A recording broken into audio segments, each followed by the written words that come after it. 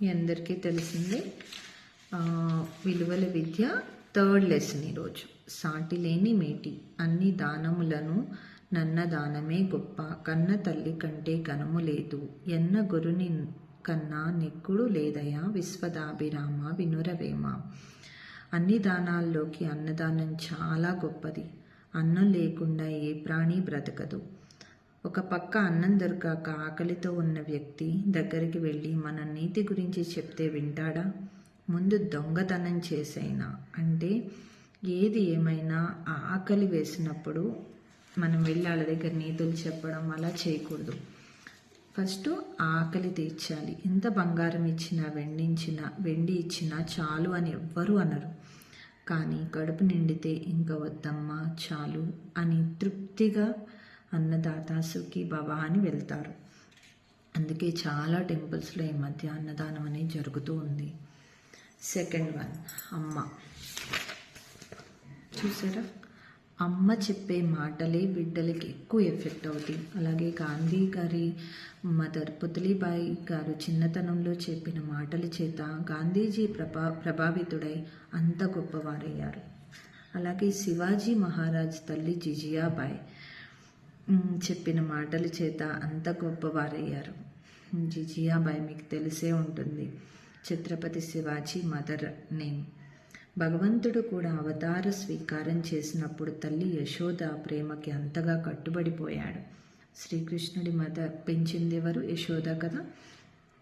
So అమ్మ అంటే కేవలం మనుష్య సంబంధమే కాదు, పశుపక్షాదులు వంటి ఏ ప్రాణి అయినా తన కడుపున పుట్టిన బిడ్డని మాత్రం ఎంతో ప్రేమగా రక్షించుకుంటుంది. అలాగా మనకి ఆవు ఎక్కడెక్కడో తిరిగి వచ్చి పచ్చిగడ్డి తింటుంది, కాలువలో నీళ్లు తాగుతుంది, కానీ సాయంత్రానికి కమ్మటి పాలు ఇస్తుంది. ఆ పాలు తాగిన బిడ్డలు సురక్షితంగా ఉండి ఆరోగ్యంగా ఉండి చక్కగా చదువుకుని సమర్థవంతులైన సిటిజన్స్గా మారుతున్నారు. అంతే కదా. అలాగే థర్డ్ వన్, గురువు గారు, టీచర్. ఈ కాలంలో టీచర్ విలువ చాలా తగ్గిపోయింది. అంటే ఎందుకు అంటే పిల్లలకి పేరెంట్స్కి కూడా విలువ అనేది, వాళ్ళు ఎందుకు ఇంతకుముందు ఒక దెబ్బ కొడితే అమ్మో అని భయంతో చదివేవాళ్ళు. ఇప్పుడు ఒక దెబ్బ కొడితే మా వాడిని ఎందుకు కొట్టారు అనుకునే ప్రపంచంలో ఉన్నాం. కానీ కాదు, గురువుగారు కష్టపడి సంపాదించిన జ్ఞానం ఆయన యొక్క శిష్యులకు వెళ్ళిపోతుంది. అబ్దుల్ కలాం గారు గొప్ప శాస్త్రవేత్త. ఈ దేశంలో అంత గొప్ప శాస్త్రవేత్తగా తయారయ్యారంటే అబ్దుల్ కలాం గారి గురువు. ఆయన 5వ తరగతి చదువుకునే రోజుల్లో రామేశ్వరంలో శివ సుబ్రహ్మణ్య అయ్యర్ అనే ఒక ఉపాధ్యాయుడు ఉండేవారు. చిన్నతనంలో శివసుబ్రహ్మణ్య అయ్యర్ గారు చెప్పినటువంటి పాఠం చేత ప్రభావితుడైనటువంటి అబ్దుల్ కలాం గారు తరువాతి కాలంలో భారతదేశానికి ఉపగ్రహాలు తయారు చేసి చాలా గొప్ప స్థానంలో నిలిచారు. అంటే ఒక ఉపాధ్యాయుడు ఎంత గొప్ప వ్యక్తుల్ని తయారు చేయగలడో మనకు అర్థమవుతుంది.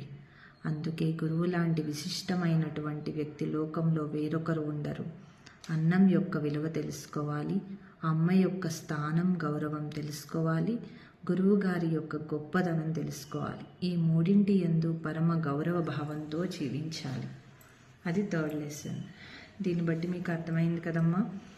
ఆకలేస్తే అన్నం, అమ్మ, అలాగే గురువు గారు, ఈ మూడిటి విలువ తప్పకుండా తెలుసుకోవాలి.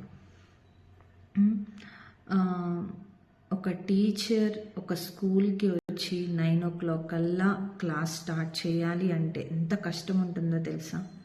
చాలా కష్టపడతారు.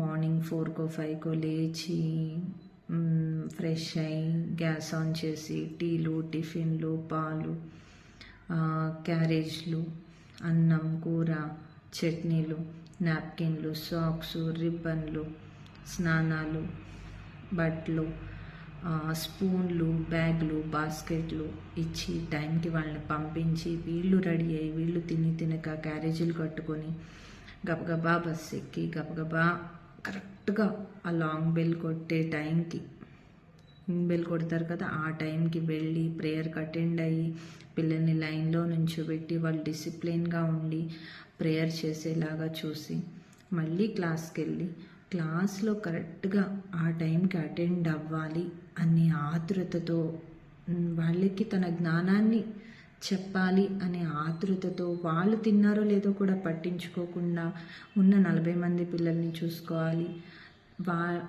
నేను పిల్లలకి న్యాయం చేయాలి అనే టీచర్స్ చాలామంది ఉన్నారు. Please give respect to all teachers. Why? Because without selfishness, వాళ్ళకంటూ సెల్ఫిష్నెస్ ఉండదు, వాళ్ళకంటూ కన్నింగ్నెస్ ఉండదు. ఒక కొవ్వొత్తిలాగా వాళ్ళు వెలుగుతూ వెలుగుని ఇస్తారు.